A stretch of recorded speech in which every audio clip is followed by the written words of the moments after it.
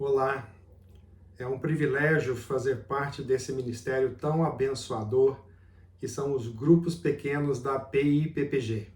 Em 2023, estamos trabalhando o tema Mundo Plural, cujo objetivo geral é orientar como os cristãos podem se relacionar com as pessoas à sua volta, respeitando diferentes crenças, modos e estilos diferentes de viver e ao mesmo tempo conservando a confiança no Evangelho e a fidelidade à palavra de Deus. Em sua pregação no culto de 10 de julho de 2022 na PIPPG, o pastor Júnior Lima disse que Deus quer que trilhemos alguns caminhos que ainda não trilhamos. Para isto, é preciso disposição que é-nos dada pelo Espírito Santo. Enchei-vos do Espírito. Assim, seremos mais cheios de disposição. Que a PIPPG, como corpo de Cristo, seja uma igreja cheia de disposição para ouvir a voz do Espírito Santo, sendo instrumento de Deus para a transformação de vidas. Hoje veremos o estudo 3, que aborda o título O Empreendedor. Neste mundo plural, encontramos inúmeras situações difíceis do ponto de vista social ou racial. A solução desses problemas envolve grandes desafios. Veremos no estudo de hoje exemplos de pessoas que aceitaram o desafio de fazer parte da solução desses problemas, mesmo não se sentindo inicialmente preparadas para tal. Como mencionado, o título do estudo de hoje é O Empreendedor. Você talvez nem sempre se identifique como empreendedor, mas aqueles que são chamados para situações desafiadoras podem muito bem ser empreendedores, mesmo que relutantes, como eu. Rude Carrasco, em mais de 3 décadas de ministério, diz que viu mudanças positivas quando ele e outros relutantes passaram do medo aos primeiros passos do empreendedorismo. Geralmente, achamos que o empreendedor é um sujeito que enfrenta desafios com ousadia, sem medo e sem se sentir limitado pelos recursos existentes. Em contraste com isso, o autor Randy Otterbridge define o empreendedor relutante como alguém que supera os temores e dá os primeiros passos para concretizar um empreendimento. O cristão, talvez, nem sempre se identifique como um empreendedor, mas aqueles que são chamados para situações desafiadoras podem muito bem ser empreendedores relutantes. Eles estão por toda parte.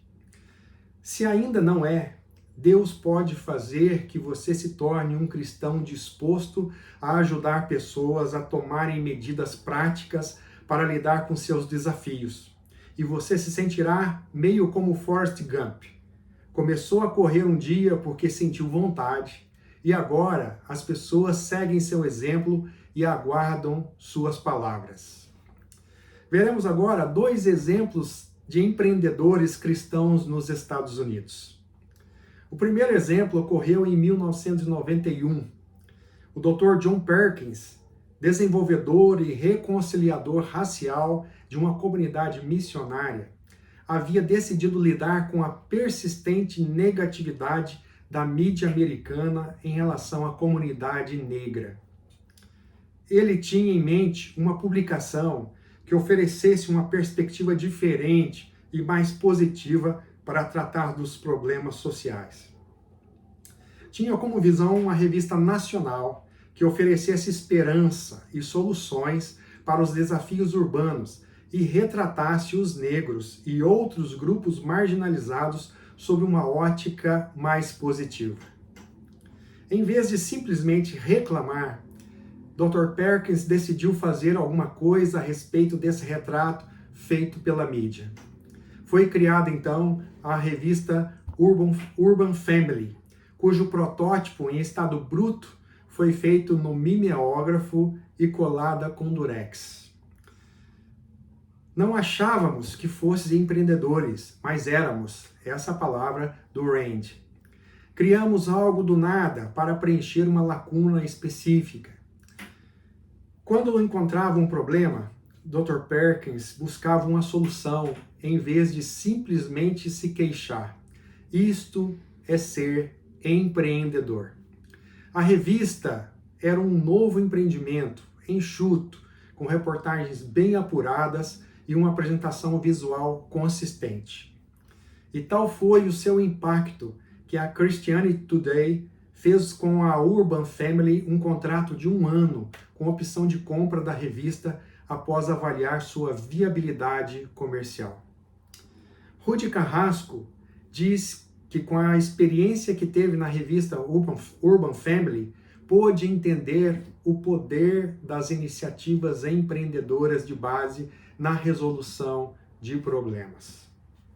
A equipe da revista se lembrava a todo momento de fazer mais do que simplesmente criticar, de ir além de apenas chamar a atenção para a gravidade de um problema. Buscavam propor e implementar soluções. Isto é ser empreendedor. Dr. Perkins chamava isso de assumir a responsabilidade pelo problema, optando por colocar ordem na confusão que outros fizeram. Então, este é o primeiro exemplo de empreendedores cristãos nos Estados Unidos. O segundo exemplo ocorreu em 1994. O mesmo Rudy Carrasco saiu da revista Urban Family e foi para outro ministério fundado por Dr. Perkins, chamado R&B Christian Family Center. R&B era um ministério voltado para jovens da cidade e dedicado à reconciliação racial.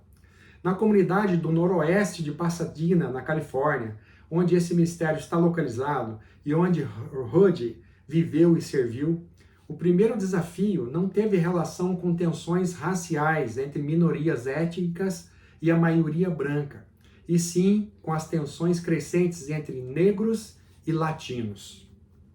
Crescia a desconfiança à medida que mais latinos se mudavam para a comunidade majoritariamente negra nos anos de 1980. As gangues de negros e latinos separaram mais ainda os moradores. A equipe do R&B se perguntava de que maneira o poder do evangelho poderia se dar a conhecer em meio à dinâmica daquelas comunidades. Impulsionados por um pensamento empreendedor, por uma disposição de correr riscos planejados e pela consciência de que teriam de criar alguma coisa do nada, Rudy e Derek, seu colega de ministério, chegaram à conclusão que precisavam ser testemunhas vivas da reconciliação racial entre negros e pardos que acreditavam ser possível. Derek era um líder negro criado no Mississippi. Rudy era de origem mexicana, nascido nos Estados Unidos, na região leste de Los Angeles. Juntos, decidiram viver na comunidade que serviam. Era como se fosse viver numa favela. As duas famílias morariam na mesma casa e partilhariam da mesma mesa de jantar e trabalhariam juntos no ministério com poderes de decisão iguais. Nos primeiros 3 anos do empreendimento, criaram uma cultura no R&B em que negros e latinos cuidavam dos interesses uns dos outros e assim convenceram muitos vizinhos que levavam a sério o poder de reconciliação do Evangelho. Foi muito mais difícil convencer os vizinhos a correr riscos e construir relacionamentos mais profundos que superassem as barreiras étnicas. Contudo, com o tempo, a influência deles resultou em relacionamentos extraordinários entre pessoas que nem sequer falavam a mesma língua, mas se convidavam para eventos em suas casas. Então, esses foram os 2 exemplos de empreendedores cristãos dos Estados Unidos. Mas agora vamos ver 2 exemplos de empreendedores cristãos aqui no Brasil. O primeiro exemplo empreendedor no Brasil que gostaria de mencionar é o projeto de perfuração de poços artesianos no Nordeste. Na pandemia, a Igreja Presbiteriana de Pinheiros fez uma imensa campanha de doação de cestas básicas para pessoas carentes no Nordeste. Entretanto, tiveram uma ideia transformadora da realidade de povos do sertão nordestino. Iriam financiar a perfuração de poços artesianos para que aquele povo pudesse plantar e conseguir o próprio sustento. Até abril de 2022, já haviam sido entregues poços artesianos em 17 pequenos povoados do sertão nordestino, com a perspectiva de serem atingidos logo na sequência 27 poços. Eu gosto muito desse tipo de projeto, pois ele vai muito além do assistencialismo. Ele é transformador, ele cria realmente condições para que as pessoas possam ter maior dignidade, conseguindo o seu próprio sustento. O segundo exemplo de empreendedorismo é uma iniciativa da Igreja Presbiteriana Filadélfia de Sorocaba. Numa sexta-feira de março de 2021, em plena pandemia, em Sorocaba, São Paulo, o pastor Júnior Lima, que a igreja já conhece bem, ele estava passando de carro por um semáforo que ficou vermelho. Ao olhar pela janela, viu uma família com um cartaz pedindo ajuda. O Espírito Santo disse para o pastor que ele deveria conversar com a família, mas ele até deu umas moedas e foi embora. Com a correria, com muitas coisas para fazer na igreja, não percebeu que de fato era o Espírito Santo falando com ele. Naquele mesmo dia, quando ele voltou da igreja, pensou em conversar com a família, mas eles não estavam mais naquele semáforo. 4 dias depois, numa terça-feira, o Espírito Santo disse para o pastor Júnior voltar naquele semáforo para conversar com a família. Em suas próprias palavras, homem de pouca fé, o pastor achou que era coisa da cabeça dele, mas obedeceu e foi ao local e, para a surpresa dele, encontrou aquela família. Estacionou o carro e começou a conversar. Com um papel e caneta, perguntou os nomes e não entendeu quase nada, pois era uma família de venezuelanos. Eles tinham recebido uma cesta básica e o rapaz pediu carona, sem saber que ele era pastor. O pastor colocou o casal e os 3 filhos pequenos no carro e os levou no local onde estavam ficando. Lembre-se, nós estávamos em plena segunda onda da pandemia da Covid. Então o pastor teve a ousadia, colocou todos no carro e os levou até o local onde eles estavam ficando. Local totalmente inadequado, sem condições mínimas para uma família.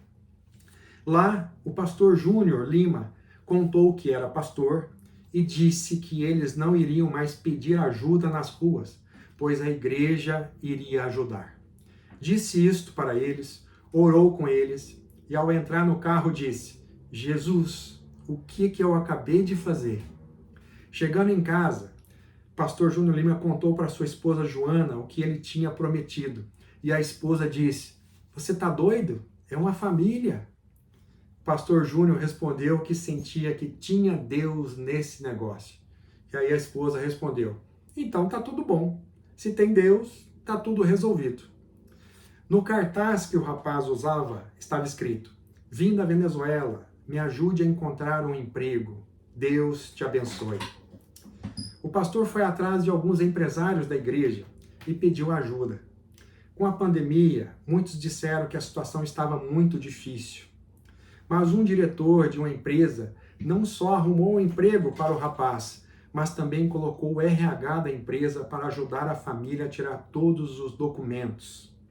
Resumindo a história, o rapaz, Francisco, se converte. A esposa, Angélica, se converte. Passados 2 meses, os dois estavam se batizando. O cartaz que o Francisco usava anteriormente foi rasgado no dia do batismo na Igreja Presbiteriana de Filadélfia. No final de 2021, em dezembro, a mãe do Francisco veio da Venezuela para os visitar. Católica, não praticante, via os crentes na Venezuela e dizia: este povo doido que anda de Bíblia debaixo do braço não tem o que fazer. Ela tinha chegado a Sorocaba em dezembro de 2021. Em janeiro, ela, ao ver o amor da igreja pela família do filho, Dona Iasone se converte em lágrimas. Em março, Dona Iasone é batizada. No dia do batismo, ela compartilha com o pastor Júnior Lima que ela precisava voltar para a Venezuela.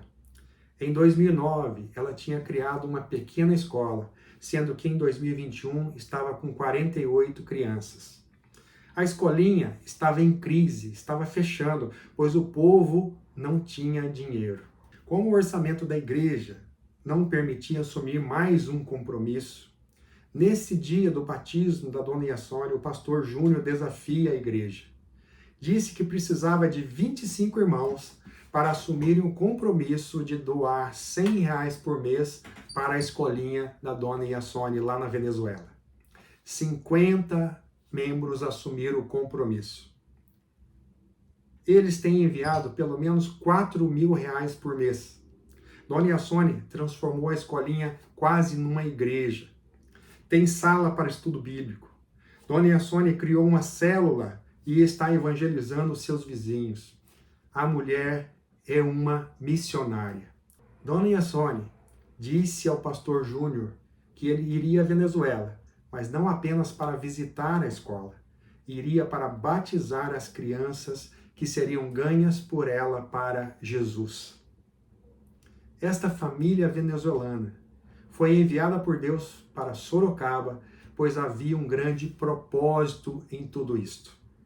O pastor Júnior Lima foi o instrumento inicial, guiado pelo Espírito Santo, para este grande empreendimento.